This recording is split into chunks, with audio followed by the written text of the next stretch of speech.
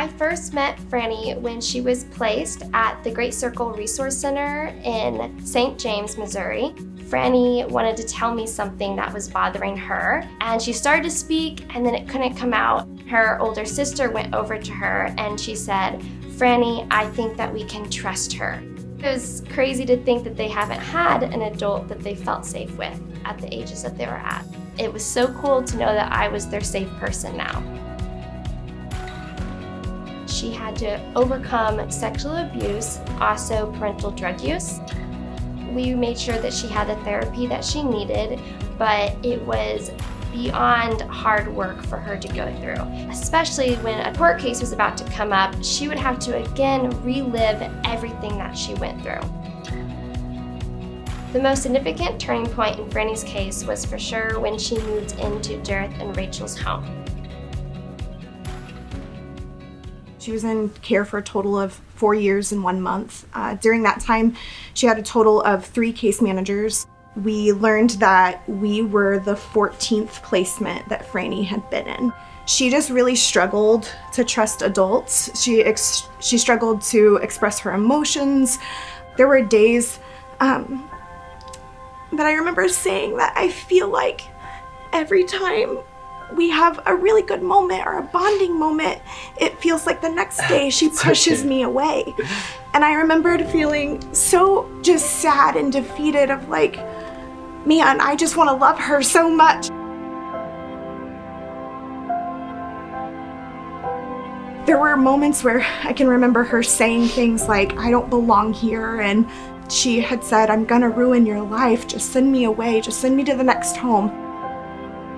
I can remember the day exactly that Jareth was sitting with her and he just kept saying over and over again, "I'm right here, I'm right here." And she kind of just froze and was speechless because she didn't know what to say. I don't think she had reached the point of having all these behaviors and then someone still sit there and say, "I'm right here, tell me what you need." And I just told her over and over again, no matter what happens, no matter what you say, no matter what you do, I'm never gonna love you less. I'm always gonna be your mom. He's always gonna be your dad. She crawled up in our laps and, just cried and hugged us. That's when we really started seeing things turn around.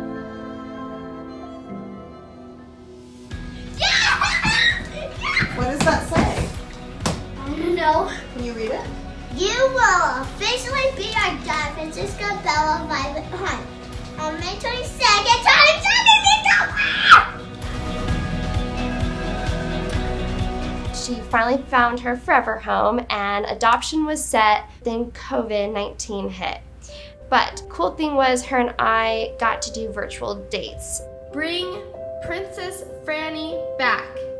Bippity boppity boo. Whoa! I felt like with all the positive adults in her life, we really showed her that she's never gonna be alone again. When COVID hit, it slowed things down in the sense that we had to wait for a court date. What is a court date going to look like? I think our biggest worry was that this adoption isn't gonna happen, and Franny has been waiting and waiting, and she's just so eager for it to all be final.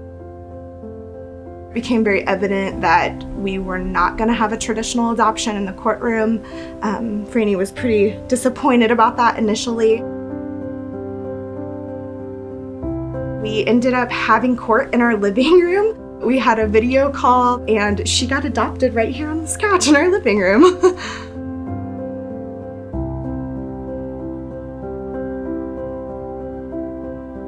Finally, the trial ended, and the amazing thing is she now can talk about every single feeling that's going on with her. If a feeling does come up, she is the first to tell you why it came up and how she's gonna deal with it, which most adults can't even do that. She would say, "Ashley, no matter what happens to me, I will be stronger and I will get through it. And when I'm a grown-up, I'm gonna be able to conquer everything because of all the things I've been through as a kid." Ashley had been Franny's casa for a couple of years before she moved into our home. They've been through a lot together. I really believe that if she hadn't had a solid person in her life who showed her that she was valued and worth the time and the effort and commitment. I think that she may not have been in a place where she was ready to attach and heal and be a part of a family.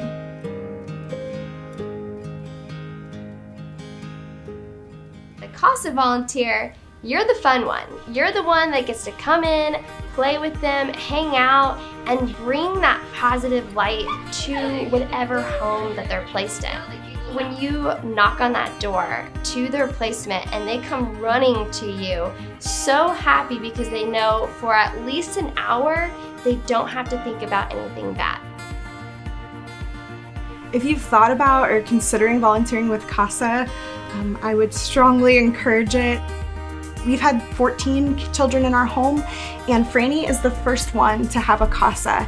And I can pinpoint specific children who desperately needed someone sitting at that table or standing in front of the judge saying, hey, this is what this kid needs. And I promise you that you will get just as much out of it, if not more, than that child gets from you being their voice.